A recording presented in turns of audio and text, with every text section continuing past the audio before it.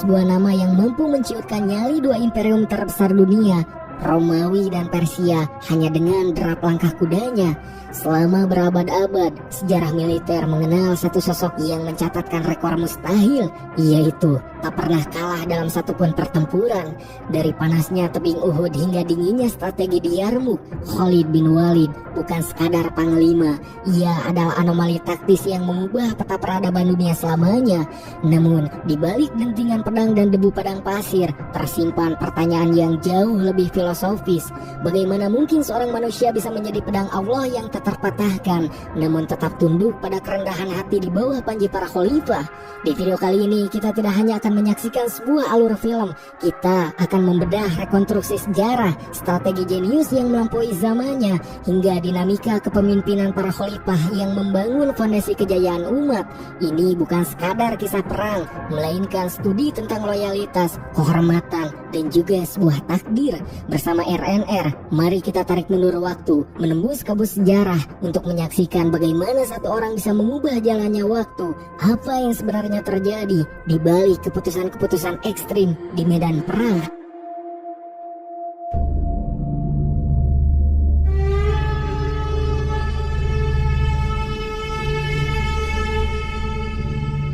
Sejarah mencatat sebuah periode kelam pasca wafatnya Rasulullah, di mana jazirah Arab mulai diguncang oleh kemunculan para pendusta yang mengaku nabi. Di tengah kekacauan itu, muncul Sajah binti Al-Harith dari Bani Tamim. Wanita yang awalnya memeluk Nasrani ini mengklaim dirinya menerima wahyu demi mengumpulkan pengikut.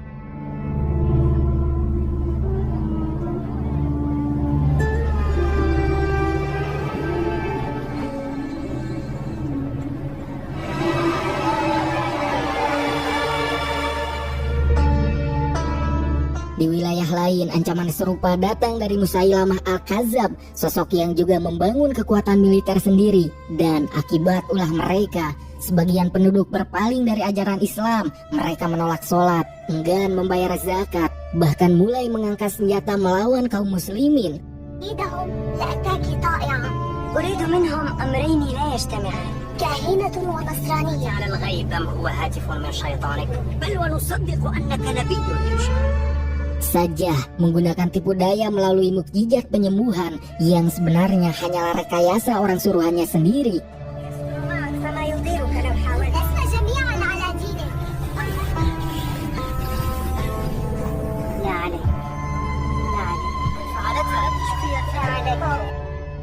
Terperdaya oleh sandiwara ini, Bani Tamim akhirnya bersedia mengikuti perintah Sajah untuk memerangi umat Islam.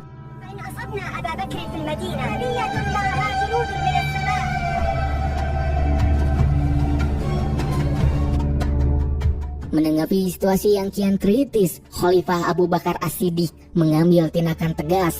Ia memerintahkan mobilisasi pasukan untuk menumpas gerakan murtad yang mengancam stabilitas negara. Di garis depan, ia menunjuk satu nama yang akan menjadi legenda, yaitu Khalid bin Walid.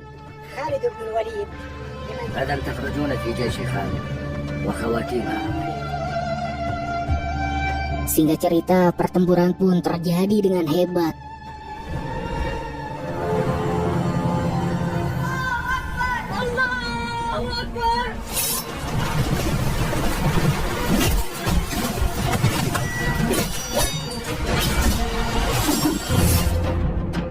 Di bawah komando Khalid bin Walid, pasukan muslimin berhasil memukul mundur lawan dan menangkap Kanayah, salah satu pemimpin kaum murtad. Di hadapan Abu Bakar, Kanayah akhirnya menyatakan tobatnya. Namun bara api fitnah belum sepenuhnya padam, sebab di sisi lain, Sajah mulai menjalankan strategi politiknya. Ia mengutus utusan kepada Malik bin Wairah atau Malik bin Humairah untuk bersekutu melawan Musailamah, sekaligus menghancurkan kekuatan muslimin. Tujuannya hanya satu, yaitu menguasai tanah Arab sepenuhnya.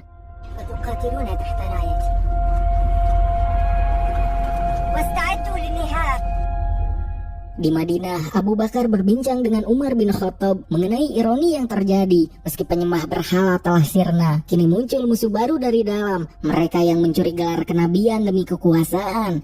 Namun, rencana saja berubah secara tak terduga. Saat menuju Yamamah untuk menghadapi Musailamah, ia justru memilih jalur pengkhianatan terhadap sekutu lamanya. Sajah memutuskan untuk bersekutu dan menikah dengan Musailamah, menyatukan dua kekuatan nabi palsu dalam satu barisan. تزوجيني نفسك وأوثق للعهد. بينما جعل غلات اليمامة سنة والعهد الذي بيننا وأعدوا الركاب. Sementara itu, pasukan Khalid bin Walid terus bergerak maju hingga mencapai wilayah Malik bin Nuwairah. Sebelum serangan dimulai, Abdullah bin Suhail mengumandangkan azan sebagai peringatan terakhir bagi mereka untuk kembali berserah diri. Namun, pihak Malik tetap membisu, tidak memberi jawaban azan sedikit pun. Tanpa keraguan, Khalid pun memerintahkan serangan yang alhasil Malik berhasil ditangkap dan diinterogasi. Namun dengan sikap angkuh, ia menolak perintah sholat dan meremehkan sosok Rasulullah. Dan atas dasar pembangkangan serta kemurtadan yang nyata tersebut, Khalid dengan tegas menjatuhkan hukuman mati kepadanya. قد وقع عليه القول اضربوا عنقه. Pasca eksekusi Malik bin Nuwairah, riak kegelisahan sampai ke telinga sang khalifah. Abu Qatadah datang membawa laporan berat. Ia mengabarkan bahwa Khalid telah menjatuhkan hukuman mati kepada Malik dan kemudian menikahi jandanya. Sebuah pertanyaan krusial pun terlontar dari lisan Abu Bakar. Apakah pernikahan itu terjadi setelah masa idahnya usai? Ketika Abu Qatadah membenarkan, sang khalifah mengeluarkan perintah mutlak, yaitu kembalilah ke medan perang dan tunduklah pada komando Khalid. Namun, Umar bin Khattab yang tak kuasa menahan kegelisahannya, sebab baginya tindakan Khalid bisa menjadi pemantik fitnah yang membakar persatuan. Ia bahkan menyarankan agar sang panglima diasingkan, menyebut pedang Khalid terlalu tajam dan sulit dikendalikan. Namun Abu Bakar dengan ketenangan seorang sidik membela sang panglima, sebab baginya Malik telah sah murtad dengan menghina Rasulullah dan bersekutu dengan kegelapan. Lalu Abu Bakar berkata, "Aku tidak akan menyarungkan pedang yang telah Allah hunus untuk membela agamanya."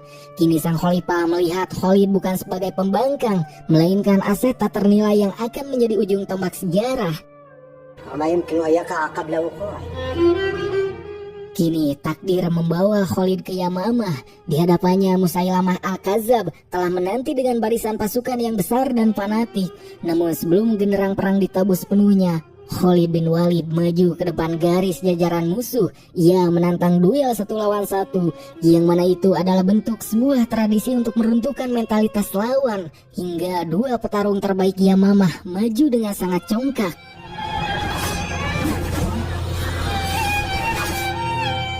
Namun keduanya harus meregang nyawa di bawah kilatan pedang sang pedang Allah.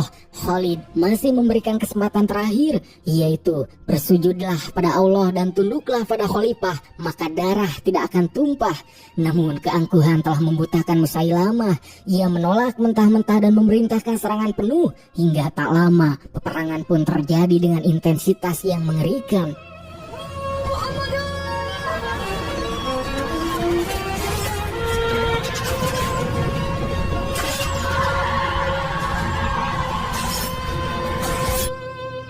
Pasukan muslim sempat terdesak hebat, namun kepemimpinan Khalid kembali bersinar. Ia membakar semangat jihad prajuritnya hingga mereka mampu membalikan keadaan.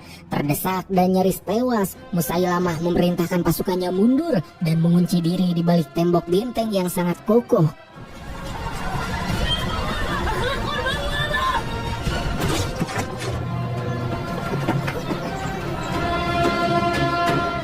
Dan di tengah kebuntuan benteng, seorang prajurit menawarkan rencana nekat, yaitu memanjat tembok secara diam-diam untuk membuka gerbang dari dalam. Meski beresiko tinggi, Khalid menyetujuinya, yang mana strategi ini pun berhasil. Gerbang terbuka dan pasukan muslim tumpah ruah masuk ke dalam, mengubah area benteng menjadi medan tempur jarak dekat yang sangat sengit.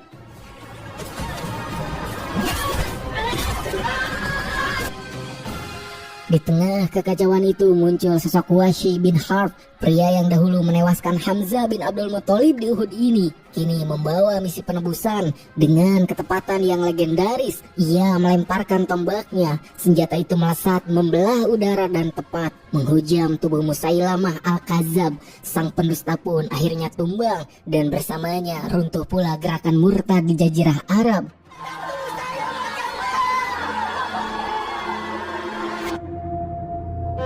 Kabar kemenangan besar di Yamamah sampai ke Madinah, namun belum sempat mereka beristirahat. Sebuah laporan mendesak datang dari Al-Musanna bin Harithah di Irak. Ia melaporkan keberhasilannya menumpas kaum murtad di Bahrain, namun kini ia harus berhadapan dengan raksasa sesungguhnya, yaitu Kekaisaran Persia. Menanggapi ancaman global ini, Abu Bakar memerintahkan Khalid bin Walid untuk segera bergerak ke Irak, dan inilah awal mula keterlibatan kaum muslimin dalam konfrontasi berskala besar melawan negara adidaya pada masa itu. Singkatnya, pasukan muslim tiba di Kazimah dan berhadapan langsung dengan infanteri besar Persia dalam pertempuran yang dikenal sebagai Perang Zat As-Salasil atau Perang Berantai. Di sana Panglima Persia yang angkuh maju menantang Khalid bin Walid untuk duel 1 lawan 1, yang tanpa ragu sedikit pun Khalid bin Walid melangkah maju.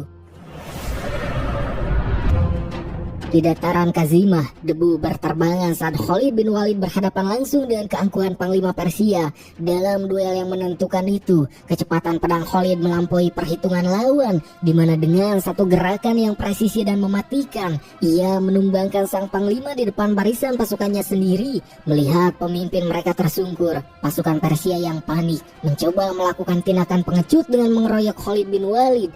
Namun, prajurit muslimin tidak tinggal diam, bagaikan air bah yang menjebol bendungan. Pasukan Islam maju dengan pekikan takbir yang menggetarkan langit, yang membuat pasukan Persia kocar-kacir, terpaksa mundur dengan meninggalkan luka kekalahan yang sangat dalam.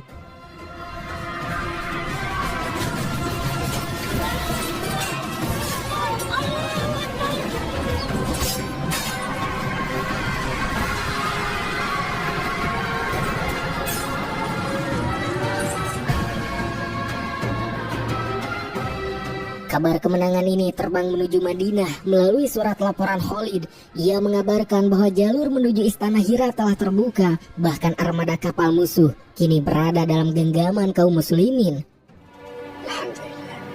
نصرنا الله على جند فارس أسدكم خالد بن الوليد السفن إليها كما رتبنا.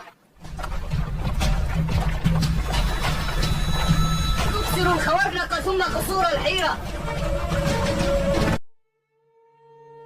Di Madinah, di bawah naungan masjid yang sederhana, Abu Bakar dan para sahabat bermusyawarah. Mata sang khalifah kini menatap jauh ke ufuk barat, yaitu negeri Syam. Sebuah keputusan besar diambil, sebuah ekspansi untuk menantang raksasa kedua di dunia, yaitu Kekaisaran Romawi. إلى غزو الروم بالشام ولا تخالفوا أمراءكم. انفروا إلى جهاد عدوكم الروم بالشام. Tahun 13 Hijriah menjadi saksi ketegangan global. Di Antiochus, Raja Romawi mengumpulkan dewan perang dengan kegelisahan yang nyata. Mereka mengerahkan kekuatan monster, 170.000 prajurit untuk menyapu bersih 32.000 pasukan muslim. Secara logika militer, ini adalah vonis mati bagi kaum muslimin. Di Madinah, rencana pengiriman Khalid bin Walid ke Syam memicu perdebatan. Umar dan Utsman khawatir Irak akan menjadi mangsa empuk Persia jika sang pedang Allah pergi. Namun, Abu Bakar tetap pada visinya. Ia menunjuk Al-Musanna untuk menjaga Irak, sementara Khalid bin Walid diperintahkan melakukan manuver yang kelak akan dicatat sejarah sebagai keajaiban militer, yaitu memotong jalur melalui padang pasir ekstrim selama 5 hari perjalanan demi muncul di belakang garis pertahanan Romawi tanpa terdeteksi. حتى أخرج من وراء جموع الروم ونأمن أن نصل إلى بصرى دون التعرض للعدو. أعلم أنها مخاطرة عظيمة فخذ طرقي لبلوغ الغاية في أسرع وقت.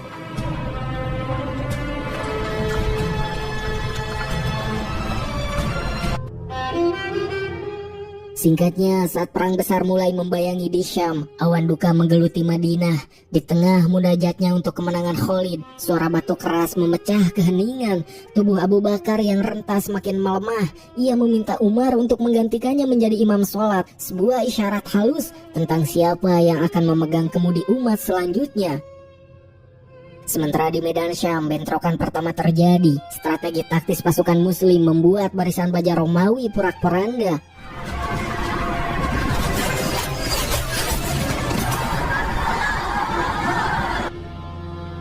Namun, di saat yang sama di Madinah, sang khalifah menyadari waktunya telah tiba.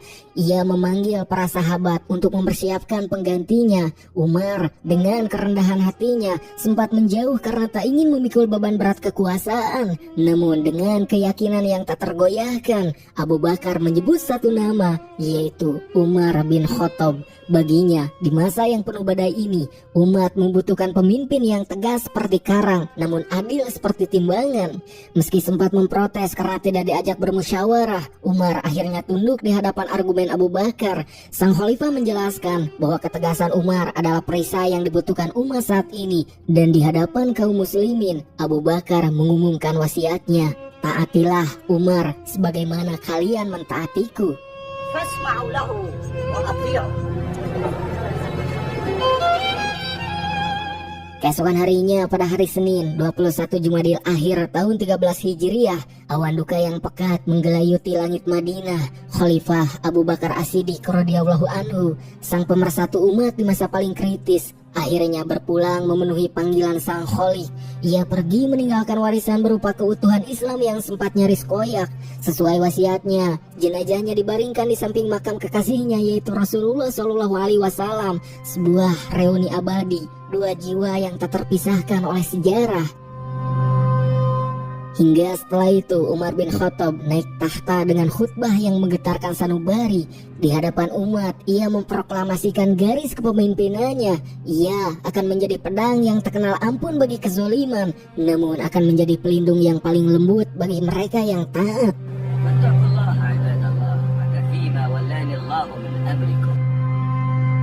Tugas pertamanya pun langsung diuji. Umar memanggil Al-Musanna untuk kembali ke front Irak, menghidupkan kembali wasiat Abu Bakar. Meski keraguan sempat menyelimuti sebagian pasukan Muhajirin dan Ansor karena bayang-bayang keperkasaan Persia, mandat sang khalifah tidak bisa ditawar. Sementara itu di ufuk barat, surat rahasia dikirimkan kepada Abu Ubaidah di Syam membawa dua kabar besar, yaitu berita duka wafatnya Abu Bakar dan maklumat bahwa kini komando tertinggi berada di bawah kendali Al-Faruq, yaitu Umar bin Khattab. Di lembah Yarmuk, logika manusia dipaksa bertekuk lutut. Sebanyak 45.000 pasukan muslim harus berhadapan dengan lautan baja berjumlah 240.000 tentara Romawi. Di atas kertas, ini adalah misi bunuh diri. Namun, di bawah komando taktis Khalid bin Walid, didampingi oleh Abu Ubaidah dan Amr bin As, pasukan muslim berdiri tegak. Mereka bukan bertempur demi angka, melainkan demi sebuah janji langit. وهذا يوم من أيام الله فأعبدوا الله وعباد الله ولا تبرحوا مصافكم.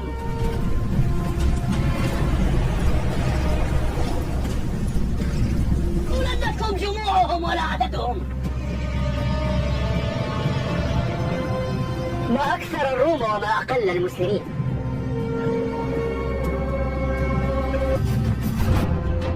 Hingga perang pun terjadi dengan intensitas yang tak terbayangkan. Di fajar awal, tekanan pasukan Romawi hampir saja meruntuhkan barisan muslimin.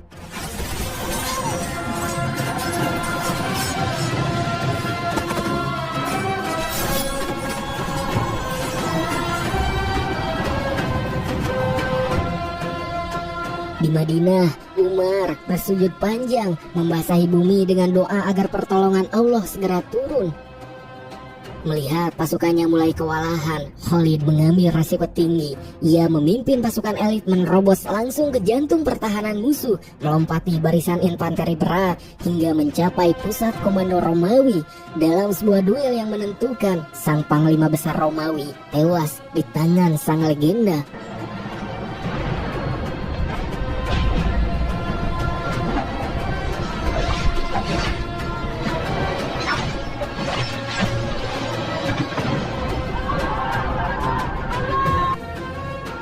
serangan komando membuat moral pasukan Romawi seketika runtuh. Mereka kocar-kacir hingga terdesak ke tebing-tebing lembah.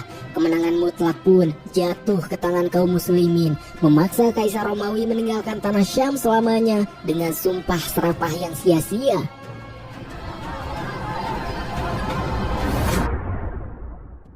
Perjuangan mencapai puncaknya di depan tembok Damaskus. Abu Ubaidah memimpin pengepungan yang melelahkan namun penuh dengan kejutan takdir. Disinilah wajah asli pembebasan Islam terlihat. Penduduk lokal dari Bani Ghazwan yang selama ini ditindas oleh tirani Romawi justru berbalik arah. Mereka muak dengan penguasa lama dan memilih membantu kaum muslimin dengan pengetahuan militer mereka, termasuk merakit senjata-senjata pengepungan yang kuat untuk meruntuhkan benteng penguasa mereka sendiri.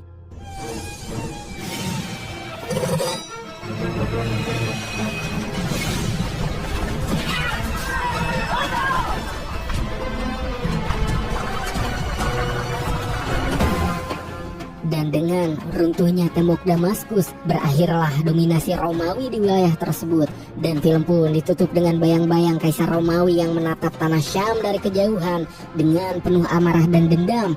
Namun, sejarah telah menetapkan jalannya. Pengorbanan, kecerdasan strategi, dan keteguhan iman para sahabat telah mengubah peta peradaban dunia selamanya. Melalui perjalanan ini, kita belajar bahwa kekuatan sejati bukan hanya terletak pada tajamnya pedang, melainkan pada keadilan pemimpin dan persatuan jiwa-jiwa yang berjuang di bawah panji kebenaran. Dan sejarah bukan sekadar deretan angka tahun, melainkan cermin bagi kita untuk melangkah ke depan. Terima kasih telah menyimak kisah perjuangan epik ini dari awal hingga akhir. Jika cerita ini berhasil mengguncangkan hati kalian, jangan lupa dukung channel ini dengan menekan tombol subscribe-nya, oke? Dan tulis di kolom komentar adegan mana yang paling membuat dada kalian bergetar. Segitu saja untuk video kali ini.